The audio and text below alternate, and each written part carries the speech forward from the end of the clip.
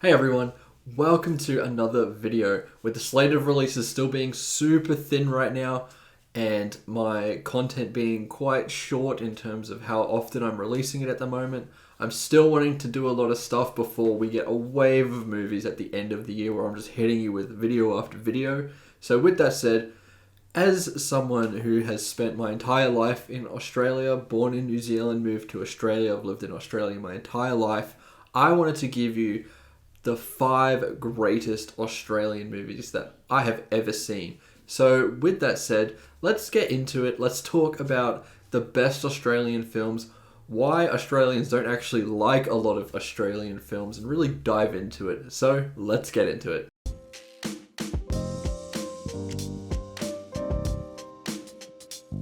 So firstly, my criteria for this list, you can play pretty fast and loose with the definition of an Australian movie.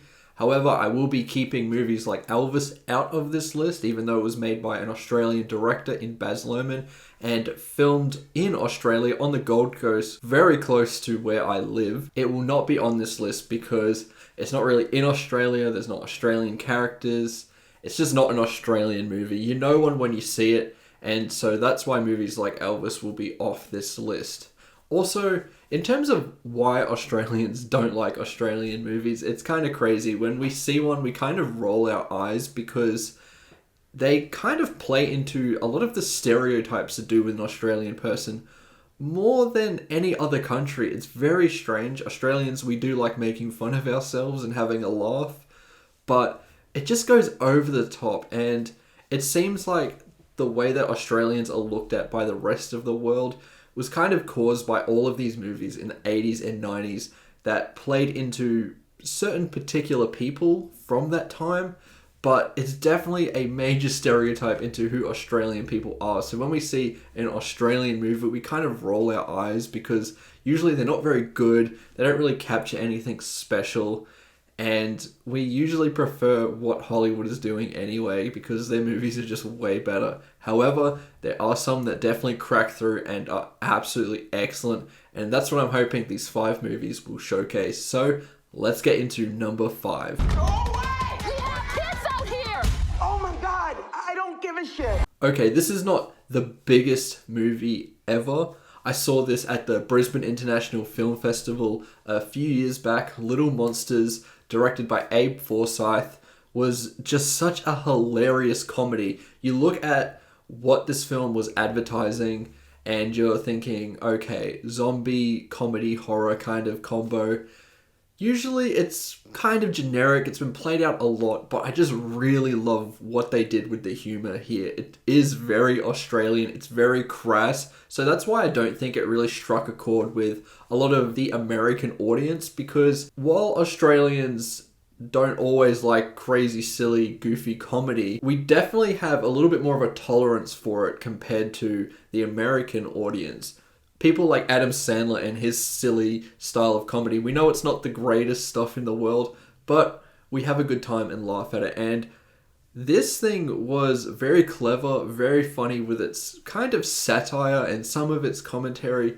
I just love the outrageousness of it all. Alexander England is absolutely fantastic in this as just this loser of a guy that has this really nice arc as we progress through the film. Lupita Nyong'o is fantastic in this. Even Josh Gad gives some pretty good supporting work. They all work really well with the style of humor that this is going for. It does have a lot of that trope where a child is in the mix and there's all this swearing and crazy stuff going on, and then the child's looked at as this beacon of innocence, and it kind of enhances the comedy a little bit. That doesn't always work a lot of the time, but it really does here. I really love this movie. It's so digestible and so easy to rewatch. And I think this one is so underrated, so definitely check it out if you haven't seen it yet. Where'd you get this? On the shelf. If it's in a word or it's in a look, you can't get rid of the Bubba Duck. This one is probably a little bit more well known. The Bubba Duck, directed by Jennifer Kent, is one of the most scariest movies I have ever seen. Like a lot of horror movies, it examines grief and loss, but it does it in a really, really excellent way. The film is very creative. It's a directorial debut, and what she does with the camera and the editing is nothing short of sublime. It is truly innovative stuff. It showcases Jennifer Kent's stylistic choices as a filmmaker pretty quickly. The performances are all top notch. And as I said, a really terrifying movie. The Bubba Duck itself doesn't show itself too often, but that's what the greatest horror movies do. They leave it up to your imagination. You see a dark thing in the corner of the room, and you're kind of thinking, is that the monster in the corner? It kind of plays with that very well. But when the Bubba Duck does show itself, it is terrifying. I really think that it is one of the most creepiest creatures in modern horror. I really love this film. It is so compelling and very interesting and unique. But it is hard for me to rewatch because I do think that this movie is quite terrifying in terms of building that suspense and really paying it off in a lot of ways. The ending has something to interpret, and I really like that element about it. It does feel like an A24 horror movie, it just isn't one. And even if you haven't seen this one yet and you're a fan of A24 and that style of horror, this will definitely be up your alley. If you're not a fan of that stuff, it probably won't work with you as much because it definitely does fall under that category a lot in my eyes. It is by my hand you arise from the ashes. Okay, Mad Max Fury Road. This is probably the most famous Australian movie, and I was debating with myself whether to actually put it on this list because it does feel like a Hollywood film in a lot of ways. But George Miller, the director, is Australian. The world of Mad Max is based in Australia. The characters are Australian, even if it isn't an entire Australian cast. But that all doesn't matter because this film is just so energetic, so exciting. It is a big action blockbuster to the T. It follows it completely all the way through. There's not too much dialogue in here, and when it is present, it isn't the most compelling. But I think George Miller doesn't really care about that either. He just wants to give us this massive spectacle, explosions, excitement, a lot of action, and it works a lot of the time. It gives you just enough to make it interesting and give you a reason to care about everything that's going on. But you're really just blown away by all of the technical crafts that are on display here. There's a lot of practical effects here that just work. Some beautiful cinematography. I mean, absolutely stunning stuff. And I do think the cast is great. There are some really great characters, even side ones. I always love the guitar guy. He is just so cool. And it's just nothing short of entertaining and brilliant. It won 6 Academy Awards, and probably deservingly so, because it really is an achievement. Cannot go for more than 90 seconds. Am I clear? What happens after 90 seconds? Don't want to stay. I have Talk to Me, the A24 movie that came out this year. I adore this movie. This was just such a breath of fresh air. 2023 wasn't shaping up to be the greatest year of cinema in my eyes, but Talk to Me really just kicked that up a notch. And then we had Oppenheimer and Barbie and all of that, and we're really launching into all of these fantastic movies. But Talk to Me was the beginning of that for me, and wow, just such an immersive film. What they do with the camera is so dynamic and interesting. The story just moves at a brisk and sharp pace. The characters are interesting. The performances are amazing. Sophie Wilde gives one of my favorite performances of the entire year. It has been penned for a sequel, and I'm pretty excited to see what they're going to do next with it. Obviously very different to some of the other movies that came before on this list. But I really think that the Philippou brothers have a really great eye for horror, and I just cannot wait to see what they do next. The scares in this were top notch. People were saying that this was one of the scariest movies since Hereditary. In terms of outright terror, I wouldn't say so, but there is just some real cringe-worthy scenes in here, and not like cringe at something funny, no. Something really barbaric is happening to a character. Something brutal is happening to them. And you cringe because you kind of feel the pain of what they're feeling. It does a great job of putting you in the character's shoes. It's very cathartic, and just, I love that eye for horror that these Philippou brothers have. It is truly stunning work. I think that this is only going to get better in my eyes as the years go past because it is so practical. A lot of makeup work was done. It's more based on performances and cinematography and editing, and they're all fantastic. A stunning directorial debut. Sing a song. The one for me.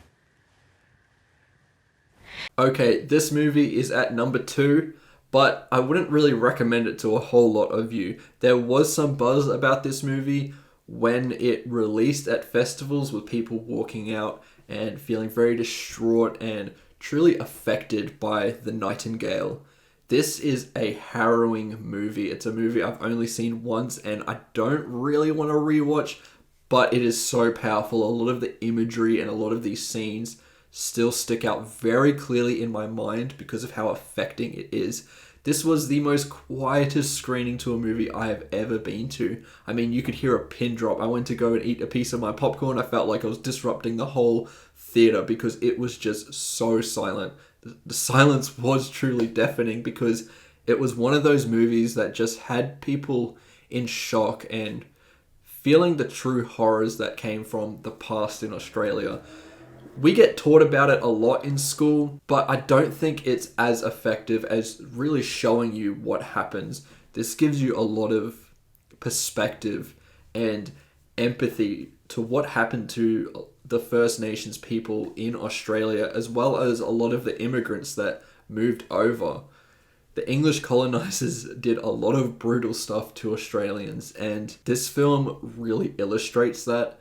The opening few scenes really affected me. I don't really get too bothered by violence in movies, but this one was incredibly tough to swallow. It was something that I didn't really want to look at the screen to see, but it's kind of like a train wreck. You just can't stop watching. It was truly horrific. It had me in tears, and honestly, I was kind of speechless by the time this was done.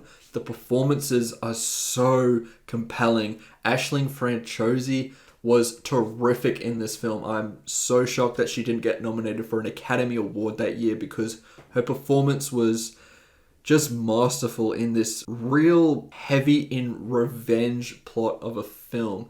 It kind of feels like The Revenant in some ways in terms of her going through this entire landscape to track someone down and get revenge. It does follow that narrative structure a little bit, but it's just far more heavy in my eyes. I also want to mention Baykali Ganimbar, who is just terrific. He gives such fantastic supporting work and he needs to be in more stuff. He is such a phenomenal performer in this movie. He gives you the perspective of the First Nations people in this movie, and he just does just a brilliant job of capturing that perspective. Sam Claflin as this despicable person nails the performance. It's one of the most disgusting villains or antagonists in a movie that I have ever seen. The things that he does are just unspeakable.